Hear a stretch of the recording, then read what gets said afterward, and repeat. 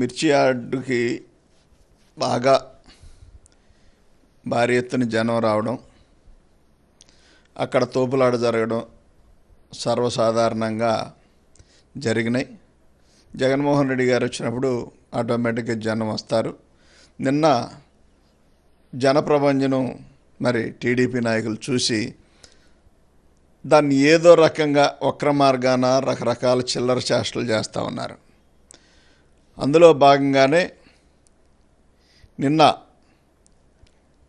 జగన్మోహన్ రెడ్డి గారి కారు నేను ఎక్కబోతా ఉంటే వద్దు అని చెప్పి ఆపేసి నెట్టేసినట్టుగా టీడీపీకి సంబంధించిన సోషల్ మీడియాలో విపరీతంగా ట్రోల్ చేస్తూ ఉన్నారు. ఏమని? దళితులకు అవమానం, దళితుడిని అవమానించారని చెప్పి. నిన్న వాస్తవంగా జగన్మోహన్ రెడ్డి గారి సెక్యూరిటీ కల్పించాల్సిన బాధ్యత ప్రభుత్వానికి, అక్కడున్న ఆ జిల్లాకు సంబంధించిన ఎస్పీ, డిఎస్పీల బాధ్యత. అయితే వీళ్ళందరూ కూడా ఆ విషయాన్ని గాలికి వదిలేసి పట్టించుకోకుండా ఒక మాజీ ముఖ్యమంత్రి అక్కడికి వస్తూ ఉంటే పోలీసులు పెట్టాలి, పోలీసులు సెక్యూరిటీ ఇవ్వాలని కనీస బాధ్యత లేకుండా వ్యవహరించి మళ్ళీ ఏమీ తెలియదు అన్నట్టు అక్కడికి వచ్చిన జనాలని, ఆ క్రౌడ్ని చూసిన తర్వాత వీళ్ళకి అంతు చిక్కని మైండ్లో ఒక రకమైన టెన్షన్ పెంచుకొని ఏదో రకంగా తప్పుడు ప్రచారం, ఆ జనాలు వచ్చిన విధానాన్ని డైవర్ట్ చేయడం కోసం దళితుడికి అవమానం, దళితుడిని అవమానపరిచారని చెప్తా ఉన్నారు. వాస్తవంగా టీడీపీ నాయకులు కావచ్చు, ఇప్పుడున్న ముఖ్యమంత్రిగా చంద్రబాబు నాయుడు గారు కావచ్చు, వాళ్ళ కుమారుడు లోకేష్ కావచ్చు, నిజంగా దళితుడును అవమానపరిచింది ఎవరు? 2014లో 48 గంటలు స్టేషన్లో పెట్టి హింసించింది మీరు కాదా? మళ్ళీ 2024లో మీరు, అంటే మళ్ళీ 10 సంవత్సరాల తర్వాత ఇదే నందిగం సురేష్ని మీరు కాదా దాదాపుగా 5 నెలలకి దగ్గరబడి లోపలించారు? గుర్తుందా మీకు? అకస్మాత్తుగా ఇవాళ జగన్మోహన్ రెడ్డి గారి మీద అసూయ, నా మీద ప్రేమ ఎందుకు పుట్టుకొచ్చింది అని చెప్పి ఆలోచిస్తే మీకు ప్రేమ పుట్టుకురావడానికి బలమైన కారణం ఏంటంటే జగన్మోహన్ రెడ్డి గారికి వచ్చిన ఆదరణ చూసి, ఆ ప్రజలను చూసిన తర్వాత జగన్మోహన్ రెడ్డి గారి మీద అసూయ, అసహనం, ఒక విధమైన కడుపు మంట చల్లార్చుకోవాలి. కాబట్టి దళితులకు అవమానం, నందిగం సురేష్ని కారు ఎక్కనివ్వలేదు, అప్పిరెడ్డిని ఎక్కించుకొని నందిగం సురేష్ని ఎక్కనివ్వలేదని.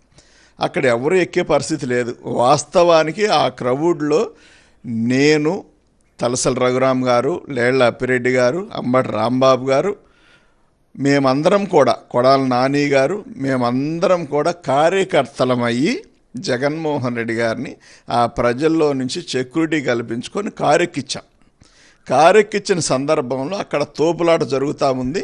అక్కడ నా పక్కనున్న వ్యక్తిని మీరు ఫుల్ వీడియో వేస్తే బాగుండేది. ఫుల్ వీడియో కాకుండా చిన్న క్లిప్పింగ్ 1-2 సెకండ్స్ అన్నట్టుగా ఒక సెకండ్ వీడియోని, 1 సెకండ్ 2 సెకండ్ల వీడియోని రిలీజ్ చేసి దళితులకు అవమానం అని చెప్పి నందిగం సురేష్ మీద పాపం ఏబిఎన్ వాళ్ళకి, టీడీపీ సోషల్ మీడియాకి విపరీతమైన ప్రేమ పుట్టుకొచ్చింది. మీకు ప్రేమ ఉంటే 150 రోజులు నన్ను జైల్లో ఉంచుతారా? ఇదే దళితుడిని కదా లోపల ఉంచింది, ఇదే దళితుడి పైన కదా మీరు 5 నెలలు, దాదాపుగా 5 నెలలు పగ తీర్చుకొని లోపల ఉంచారు. మీకు ఎలా కనిపిస్తూ ఉన్నాను నేను? మీరు కదా మా జీవితాలను ఎక్కిరించింది, మీరు కదా మమ్మల్ని అవమానం చేసింది, మీరు కాదా మమ్మల్ని తల్లి పిల్లలు కాకుండా చేసి, మరి కలవకుండా, ఎక్కడన్నా వాయిదాకు వచ్చినప్పుడు కూడా కలవకుండా, మా పిల్లల్ని దగ్గరకు రానివ్వకుండా, మా ఫ్యామిలీని దగ్గర రానివ్వకుండా పోలీస్ ప్రొటెక్షన్ పెంచి టార్చర్ చేసింది మీరు కాదు. 5 నెలలు జైల్లో ఉంచి, జైల్లో కూడా మీ మనుషులే, గుంటూరు జైల్లో కూడా మీ మనుషులే. మంచినీళ్ళు ఎవరు? మినిమంగా బాధ్యతగా ఒక ఎక్స్ఎంపీ అని కూడా చూసిన పరిస్థితులు లేవు. అందరు ముద్దాయిలతో పాటు నన్ను చూశారు. 5 నెలలు దాదాపుగా, ఒకరోజు అటు ఇటుగా 5 నెలలు భరించి బయటకు వస్తే నిన్న జరిగిన సంఘటనకి అది యాదృచ్ఛికంగా నా పక్కన వ్యక్తిని భుజం మీద చేసి నెడితే అతను వెళ్తా నాకు తగిలితే నేను వెనక్కి జరిగా. బాగా చూడండి ఒకసారి. కానీ దాన్ని పట్టుకొని దళితుడికి అవమానం, దళితులకు అవమానం, జగన్మోహన్ రెడ్డి గారి హయాంలో దళితులకు అవమానం అని చెప్పి మీరు రకరకాలుగా మాట్లాడడం సిగ్గుచేయటం. దయచేసి దళితుల గురించి మీరు మాట్లాడకండి. మాట్లాడాలని అవసరం కూడా లేదు. ఎందుకంటే అవమానాలు చేసింది దళితులను ఎవరిని కించపరిచారంటే మీరే కదా. వాస్తవం చెప్పండి. మీరు అవమానం చేసి ఇన్ని రోజులు జైల్లో పెట్టి, చిత్రహింసలు పెట్టి, నా కుటుంబాన్ని నేను జైల్లో ఉంటే అనుక్షణం పోలీసులు వచ్చి ఇల్లు స్వాదాలు చేసి మా అన్నయ్యని పిలిచి స్టేషన్లో కూర్చోబెట్టి ఆయన్ని హెరాస్మెంట్ చేసి, మా పిల్లల్ని హెరాస్మెంట్ చేసి, మా ఫ్యామిలీని హెరాస్మెంట్ చేసి, అర్ధరాత్రి సెల్ఫీ వీడియోలు తీసి బయటికి పెడతా ఉన్న వ్యక్తులపైన కంప్లైంట్ తీసుకోండి అంటే తీసుకొని మీరు వాళ్ళ దళితుడికి అన్న అవమానం, దళితులకు అన్యాయం జరిగిందని చెప్పి మాట్లాడటం చాలా సిగ్గుగా అనిపిస్తూ ఉంది నాకైతే. నేనైతే ఇంత దిగజారి అయితే రాజకీయాలు చేస్తారని అనుకోలేదు. దయచేసి దిగజారబాకండి. ఎప్పుడూ కూడా వైఎస్ఆర్ కాంగ్రెస్ పార్టీలో జగన్మోహన్ రెడ్డి గారితో మాత్రమే దళితులకు మేలు జరుగుద్ది. మీరు ఎన్ని చెప్పినా, ఎన్ని మోసపూరితమైన మాటలు మాట్లాడినా జగన్మోహన్ రెడ్డి గారితో మా ప్రయాణం ఉంటుంది. మీరు ఎంతమంది ఎన్ని అవమానాలు చేయాలని చూసినా, ఇన్ని అవమానాలు చేసి మీరు నాకు మీద వేసిన నిందలు ఎన్నోది గుర్తున్నాయా?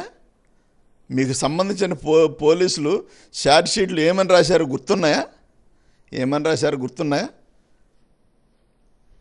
రౌడీ అని రకరకాల భాష వాడారు.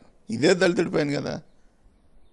మీకు 5 నెలలు ఒక దళితుడిని లోపల పెట్టారని, ఎత్తి పొడుస్తున్నారని, ఒక ఎస్సీ వ్యక్తిని లోపల పెట్టి 5 నెలల నుంచి హింసిస్తున్నారని చెప్పి మీ పార్టీలో ఉన్న వ్యక్తులు కూడా బయట మాట్లాడుతున్నారు. కాబట్టి మీకు ఇవాళ మళ్ళీ కొత్తగా ప్రేమ పుట్టుకొచ్చినట్టుగా యాక్ట్ చేస్తూ ఉన్నారు. దయచేసి మనిషి అన్న తర్వాత 2 షేడ్లు ఉండకూడదు. ఒకటే షేడ్ ఉండాలి.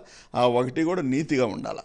అంతేగాని రకరకాల అల్లరి మోకలు, చిల్లర చేష్టలు అన్నట్టు కాకుండా దయచేసి మీరు ఇప్పటికైనా సరే ఇలాంటి చీప్ ట్రిక్స్ మానుకోండి. అవమానం చేసేది మీరే, కించపరిచేది మీరే, జైలుకి తీసుకెళ్లేది మీరే, స్టేషన్ చుట్టూ తిప్పేది మీరే.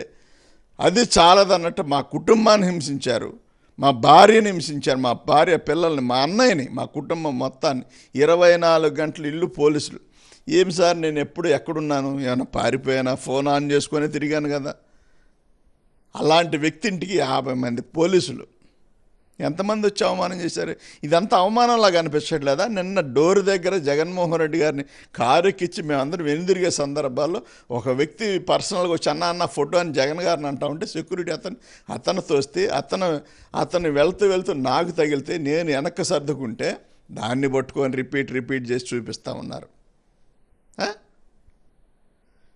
దళితులకు అవమానం, అన్యాయం ఈ ప్రాంతంలో కూడా టీడీపీ నాయకులు చేసిన, మా కుటుంబాన్ని చేసిన చిత్రవద మర్చిపోలేండి. ఏదో ఒకరోజు ఒక ఇంటర్వ్యూ ఇస్తా. ఈ 5 నెలలు నన్ను ఏ రకంగా హింసించారో ఖచ్చితంగా చెప్తా. ఇవాళ కాదండి, సాక్షి వాళ్ళు కావచ్చు, ఏ ఛానల్లో అయినా సరే నన్ను అడుగుతూ ఉన్నారు. నేను ఇప్పటివరకు ఎవరికి ఇంటర్వ్యూ ఇవ్వాలండి. ఇప్పుడు నాకు కొంచెం హెల్త్ ఇదంతా రకరకాల మానసిక ఒత్తిడిలో ఉన్నాను, తర్వాత మాట్లాడతాను సార్ అని చెప్పాను. ఖచ్చితంగా ఒక రోజున 5 నెలలుగా నేను పడిన హింస, నన్ను పెట్టిన హింస, నా కుటుంబం పడిన బాధలు ఇవన్నీ కూడా మీడియా ముందు చెప్తాను. ఆ రోజు దళితులకు ఎవరు అన్యాయం చేశారో గుండెల మీద చేసుకొని ఆత్మపరిశీలన చేసుకోవాల్సిన అవసరం మీ అందరికీ ఉంది. కాబట్టి జగన్మోహన్ రెడ్డి గారిని కించపరచాలని చూడబాకండి. 8 నెలల్లో 10 నెలల్లో ఇప్పటికే వ్యతిరేకత వచ్చింది. ప్రజలకు మేలు చేస్తూ ఉంటే మిమ్మల్ని ఆదరిస్తారు. ప్రజలు కీడు చేస్తూ ఉంటే మిమ్మల్ని ఎక్కడ ఆదరిస్తారు? ఎలా ఆదరిస్తారు? ఒకసారి ఆలోచించండి. ఇది చాలదన్నట్టుగా మళ్ళీ దళితుడికి అవమానం జరిగింది, కారు ఎక్కనివ్వలేదు. నాయనా, కారు ఎక్కడం కాదు జగన్మోహన్ రెడ్డి గారి గురించి నేను చెప్తున్నా, వినండి ఒకసారి. కారు నేను ఎక్కుతానంటే ఏ రోజున ఆయన ఆపిన వ్యక్తి కాదు. మళ్ళీ అడిగి కూడా డోర్ తీసి అడిగి ఎక్కించుకున్న సందర్భాలు ఎన్నో.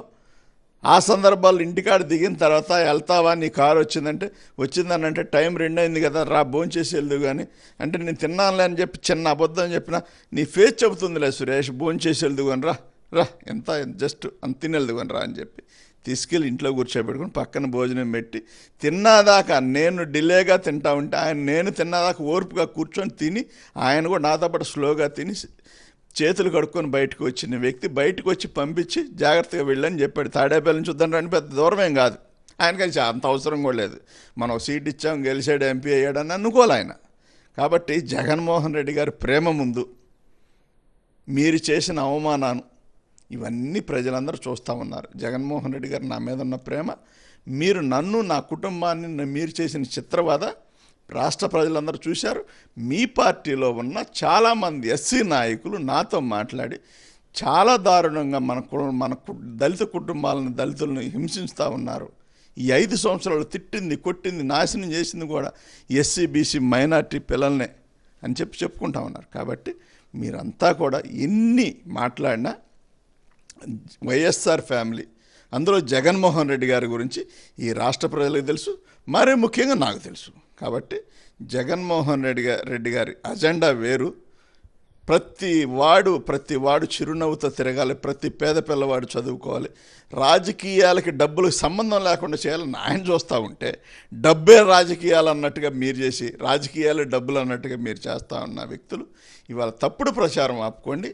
దయచేసి ఇలాంటి చిల్లర చేష్టలు కాకుండా జెన్యూన్గా ఏదన్నా ఉంటే మాట్లాడడం నేర్చుకోండి.